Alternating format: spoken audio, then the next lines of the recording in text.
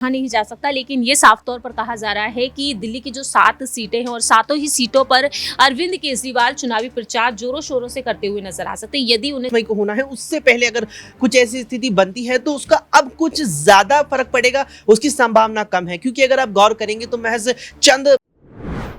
नमस्कार, मैं आशुति वोहरा, आप देख रहे हैं नेक्स्ट 9 न्यूज। आपका बहुत बहुत स्वागत है हमारे प्रोग्राम में सियासी पंचनामा। आज हम बात करने जा रहे हैं अरविंद केजरीवाल पर, क्योंकि जब से अरविंद केजरीवाल को दिल्ली में उनके सीएम निवास से एक तरह से ईडी ने उनके सीएम निवास से जब से उनको हिरासत में लिया है, तब से ही अरविंद केजरीवाल की मुश्किलें जो हैं वो बढ़ती जा रही हैं।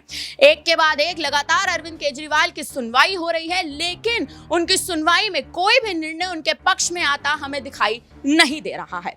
अब भी उनकी सुनवाई हुई हाल ही में, और कहीं ना कहीं उनको इस बात का एक तरह से एहसास था कि अब उनको अंतरिम जमानत दे दी जाएगी, लेकिन उस पर भी कहीं ना कहीं पूर्ण विराम लगा दिया गया सुप्रीम कोर्ट की ओर से, क्योंकि सुप्रीम कोर्ट ने तमाम सवाल करे ईडी से, और ईडी कहीं ना कहीं पक्ष में नहीं है अरविंद केजरीवाल की रिहाई पर।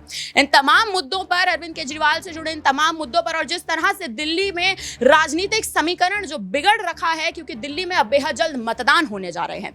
मतदान से पहले दिल्ली में आम आदमी पार्टी का चुनाव प्रचार थम रखा है, क्योंकि आम आदमी पार्टी के मुखिया अरविंद केजरीवाल ही जमीनी स्तर पर मौजूद नहीं है। उनकी जगह इस समय, अरविंद केजरीवाल की जगह आम आदमी पार्टी का जो चुनाव प्रचार है उसकी कमान उनकी पत्नी सुनीता केजरीवाल ने थाम रखी है। लेकिन कहीं ना कहीं तब भी आम आदमी पार्टी के खेमे में हलचल है। आम आदमी पार्टी के तमाम नेताओं को इस बात से कहीं ना कहीं वो गहनता से ये बात ले रहे हैं कि अब आखिर आम आदमी पार्टी का जो भविष्य है वो कैसे होगा और कौन उस भविष्य को तय करेगा। कहीं ना कहीं अब आम आदमी पार्टी का चुनाव प्रचार कैसे होगा। इन तमाम मुद्दों के साथ हम आज मौजूद हैं अपने न्यूज रूम में। हम चलेंगे अपने तमाम सहयोगियों के पास और उनसे बातचीत करेंगे, उनसे जानेंगे कि आखिर अब अरविंद केजरीवाल का भविष्य क्या है और किस तरह से अब आम आदमी पार्टी का चुनाव प्रचार होगा। हमारे साथ राकेश मौजूद हैं। राकेश, स्वागत है आपका। पहला सवाल मेरा आपसे ये है कि आखिर अरविंद केजरीवाल इस वक्त जो उनकी स्थिति बन रखी है और इस मौजूदा स्थिति में जो आम आदमी पार्टी का एक तरह से कहें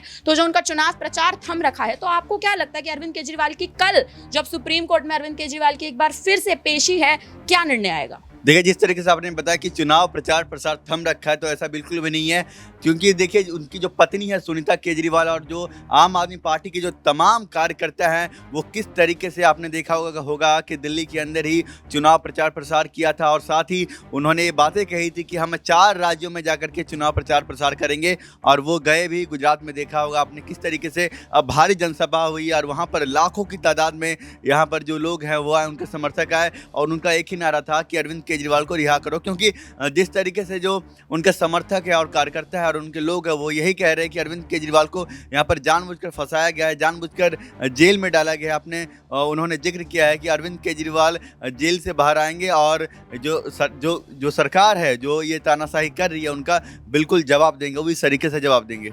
आपने तानाशाही की बात की, तो क्या आपको ऐसा लगता है कि भारतीय जनता पार्टी दिल्ली में तानाशाही का माहौल बना रखा है और भारतीय जनता पार्टी कहीं ना कहीं वो वजह बन रखी है जिस वजह के चलते आम आदमी पार्टी का इस समय ये एक मौजूदा जो स्थिति है वो उनका वो कारण भारतीय जनता पार्टी है? देखिए, मैं तानाशाही की बात इसलिए कह रहा था क्योंकि जो सुनीता केजरीवाल है और जो आम आदमी पार्टी के जो कार्यकर्ता है तानाशाह की बात वो कर रहे हैं।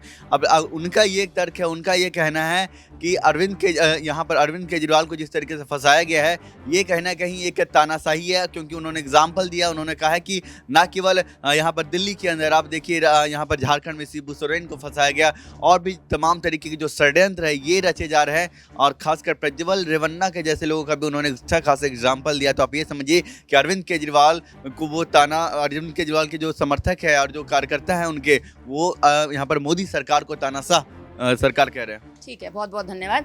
जिस तरह से एक तरह से आप देखें तो राकेश इस बात का सीधे तौर पर जिक्र कर रहे हैं कि दिल्ली में तानाशाही चल रही है, यानी भारतीय जनता पार्टी पर जिस तरह से सवाल उठाया जा रहा है, कहीं ना कहीं ईडी पर इस तरह का सवाल उठाया जा रहा है। अब हम आगे बात करेंगे, हम बात करेंगे अपनी सहयोगी प्रांशी से।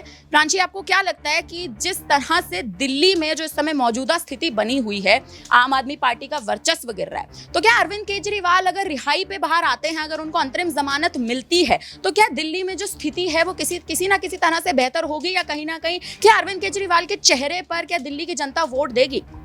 देखिए अभी तो इस पर कुछ कहा नहीं जा सकता, लेकिन ये साफ तौर पर कहा जा रहा है कि दिल्ली की जो 7 सीटें हैं और सातों ही सीटों पर अरविंद केजरीवाल चुनावी प्रचार जोरों शोरों से करते हुए नजर आ सकते हैं, यदि उन्हें जमानत मिल जाती है तब। लेकिन जमानत अगर नहीं मिलती है तो कहीं ना कहीं अरविंद केजरीवाल की मुश्किलें बढ़ सकती हैं, वोट बैंक पर प्रभाव पड़ सकता है, क्योंकि ये कहा जा रहा है कि अरविंद केजरीवाल को अगर जमानत नहीं मिलती है तो पार्टी की कमान को उनकी पत्नी सुनीता केजरीवाल संभालेंगी। तो ऐसे में यहाँ पर यह सवाल बन जाते हैं, क्या सुनीता केजरीवाल उन वोट बैंक को पूरी तरीके से बढ़ावा दे पाएंगी या फिर नहीं। हमने देखा कि पंजाब में जब चुनाव हुए थे उस दौरान सुनीता केजरीवाल अपने दोनों ही बच्चों के साथ नजर आई थी। चुनावी प्रचार में अरविंद केजरीवाल की बेटी भी उतरती हुई नजर आई थी। अब देखने वाली ये बात होगी कि आखिरकार क्या वाकई में उनका पूरा परिवार अब दिखाई देगा, या फिर अगर अरविंद केजरीवाल की रिहाई हो जाती है तो कहीं ना कहीं अरविंद केजरीवाल उन वोट बैंक को अपनी तरफ लाने का रुख भी कर सकते हैं। क्योंकि यहाँ पर अगर वोट बैंक पर प्रभाव पड़ने की बात हो रही है तो ये बात भी हो सकती है कि कांग्रेस के साथ मिलकर आम आदमी पार्टी ने जो गठबंधन किया है और कुछ सीटों पर कांग्रेस के उम्मीदवार हैं, तो कहीं ना कहीं वोट बैंक घटता हुआ भी नजर आ सकता है यदि कांग्रेस के उम्मीदवारों को पसंद ना किया गया। देखिए, वोट बैंक की यहाँ पर बात करी गई कि दिल्ली में जिस तरह से वोट बैंक बढ़ सकता है, क्योंकि कहीं ना कहीं दिल्ली की जो जनता है वो अरविंद केजरीवाल के चेहरे पर एक तरह से कहें तो अरविंद केजरीवाल पर एक इमोशनल कार्ड भी जो है वो कहीं ना कहीं अरविंद केजरीवाल दिल्ली में हमें प्ले करते दिखाई दे सकते हैं। क्योंकि जो तमाम नेता हैं वो कहीं ना कहीं यही अभी भी चाहते हैं और कयास भी कहीं ना कहीं इसी बात के लगाया जा रहा है कि अगर अरविंद केजरीवाल की कल सुनवाई होती है और उन्हें अंतरिम जमानत मिलती है तो चुनाव प्रचार कहीं ना कहीं आम आदमी पार्टी का थमेगा। हम चलेंगे अब अपने तीसरे सहयोगी अक्षय के पास। अक्षय, आपका स्वागत है। मेरा सवाल आपसे ये है कि अब दिल्ली में जिस तरह की एक तो स्थिति बनी हुई है, दिल्ली का राजनीतिक समीकरण बिगड़ा हुआ है, तो जैसे प्रांशी ने बोला कि दिल्ली में वोट बैंक जो है वोट बैंक अब बटेगा, तो क्या आपको लगता है कि दिल्ली में आप और कांग्रेस का जो अलायंस है उस अलायंस में कहीं ना कहीं फूट पड़ती हमने देखी थी, तो क्या उस फूट का फायदा जो है कहीं ना कहीं वो बहुजन समाज पार्टी और भारतीय जनता पार्टी उठा सकती है? देखिए, अगर कुछ ऐसी स्थिति बनती है कि आम आदमी पार्टी और कांग्रेस के बीच कुछ आंतरिक कलह उत्पन्न होता है चुनावों से पहले, हालांकि चुनाव यहाँ जारी है लेकिन जो मतदान छठे चरण में 25 मई को होना है उससे पहले अगर कुछ ऐसी स्थिति बनती है तो उसका अब कुछ ज्यादा फर्क पड़ेगा, उसकी संभावना कम है। क्योंकि अगर आप गौर करेंगे तो महज चंद दिन बाकी है दिल्ली में मतदान होने में, और ये चीज यानी कि अगर आम आदमी पार्टी और कांग्रेस के बीच अंतर कलह पड़ता, अगर वो चीज पहले होती, 1 महीना 1.5 महीना पहले होती, तो उसका फर्क ज्यादा पड़ता। वहीं आपने बात की कि अगर ऐसी स्थिति बनती है तो क्या उसका फायदा बसपा उठा पाएगी और बीजेपी उठा पाएगी। बीजेपी देखिए निश्चित तौर पर उसका फायदा उठाएगी और उसका फायदा निश्चित तौर पर बीजेपी को मिलेगा भी, लेकिन बसपा को उसका फायदा मिलने की कोई संभावना नहीं है। क्योंकि बहुजन समाज पार्टी मायावती की जमीन रही है उत्तर प्रदेश, सियासी जमीन उत्तर प्रदेश रही है। बसपा की 4 बार मुख्यमंत्री मायावती उत्तर प्रदेश की रही है, ना कि दिल्ली की। कितने विधायक दिल्ली में आज तक बने हैं बहुजन समाज पार्टी से। तो जिस राज्य से वो आती है, जो प्रदेश बहुजन समाज पार्टी का गढ़ रहा है, वहां पर ही आप देखिए महज 1 विधायक उनका है। और सांसद अगर आप देखेंगे 10 जरूर बने थे 2019 में, लेकिन अखिलेश के साथ बने थे, उनमें से कईयों ने इस्तीफे दे दिए हैं, कईयों ने पार्टी छोड़ दी है, कईयों को खुद मायावती ने निकाल दिया है। तो कुल मिलाकर के उत्तर प्रदेश में ही मायावती की इतनी बेहतर स्थिति नहीं है जो वे यहाँ चुनावी मैदान में और पार्टियों को मजबूती से गेम बिगाड़ कर अपना जो खेल है वो बेहतर कर सके। तो दिल्ली में ऐसा कुछ करने की या कुछ होने की संभावना नजर नहीं आती। ठीक है, बहुत बहुत धन्यवाद। तो जिस तरह से हमारे तमाम सहयोगियों ने इस बात का सीधे तौर पर जिक्र किया कि कहीं ना कहीं दिल्ली में जो सियासत है वो अब बदलेगी, दिल्ली का सियासी समीकरण बदलेगा और कहीं ना कहीं अरविंद केजरीवाल को अगर अंतरिम जमानत मिलती भी है तो भी ये देखने वाली बात होगी कि अब आम आदमी पार्टी का चुनाव प्रचार आखिर दिल्ली में कैसे होता है। और अगर अरविंद केजरीवाल अंतरिम जमानत पर बाहर आते हैं, अगर उन्हें बेल मिलती है, सुप्रीम कोर्ट का फैसला उनके पक्ष में जाता है, तो अब ये देखना होगा कि आखिर आम आदमी पार्टी अपना गिरता वर्चस्व दिल्ली में कैसे संभालेगी। फिलहाल इस खबर में हमारी तरफ से इतना ही। हमारे न्यूज रूम के डिबेट में आपके लिए इतना ही। अब जो भी हो आपका कहना, हमें कमेंट बॉक्स में अपनी राय जरूर दीजिएगा। धन्यवाद।